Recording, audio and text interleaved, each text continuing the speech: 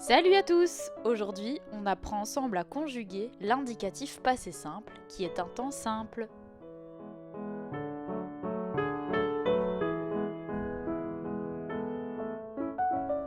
Commençons par les valeurs du passé simple. Comme son nom l'indique, le passé simple est un temps du passé. On l'utilise pour exprimer une action qui a bien un début et une fin. C'est-à-dire que si tu l'imagines, tu vois par exemple ton personnage qui est en train de couper la tête du dragon. Il a commencé et l'action est terminée. Il coupa la tête du dragon.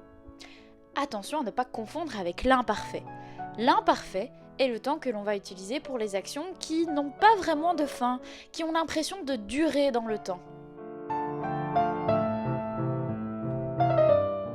Dans la phrase suivante, les verbes pris et parti sont au passé simple.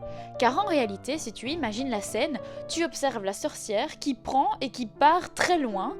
Ça a bien un début et une fin parce qu'elle effectue l'action de manière assez rapide, si je puis dire.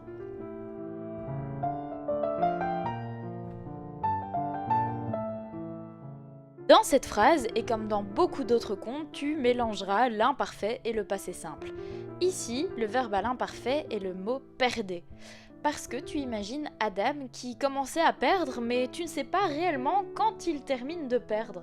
C'est une action qui a l'impression de durer. Tandis que appuya, si tu l'imagines, tu le vois appuyer plusieurs fois peut-être, mais tu le vois quand il arrête d'appuyer. Ça veut dire que l'action est bien finie. C'est du passé simple. Maintenant, concentrons-nous sur les terminaisons au premier groupe, donc les verbes en ER. Voici les terminaisons que tu vas malheureusement devoir retenir par cœur, parce que ça, j'ai pas de truc et astuce. Mais fais bien attention à ne pas oublier les accents circonflexes à la première et à la deuxième personne du pluriel, c'est super important. Voici un exemple avec le verbe jouer. La terminaison est bien ER, tu vas donc devoir l'enlever afin de garder uniquement le radical et y ajouter la terminaison. Je jouais, attention, pas je jouais, sinon c'est AIS. Je jouais, tu jouas, il joua, nous jouâmes, vous jouâtes et ils jouèrent.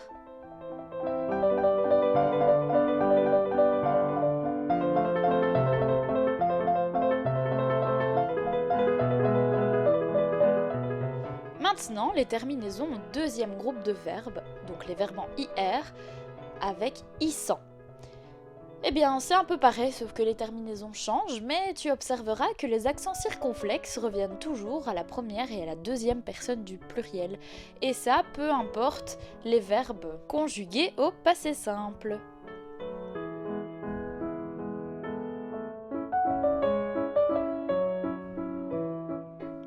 Prenons notre exemple avec le verbe finir. IR est bien la terminaison, je l'enlève afin de garder le radical fin, et j'y ajoute ma terminaison.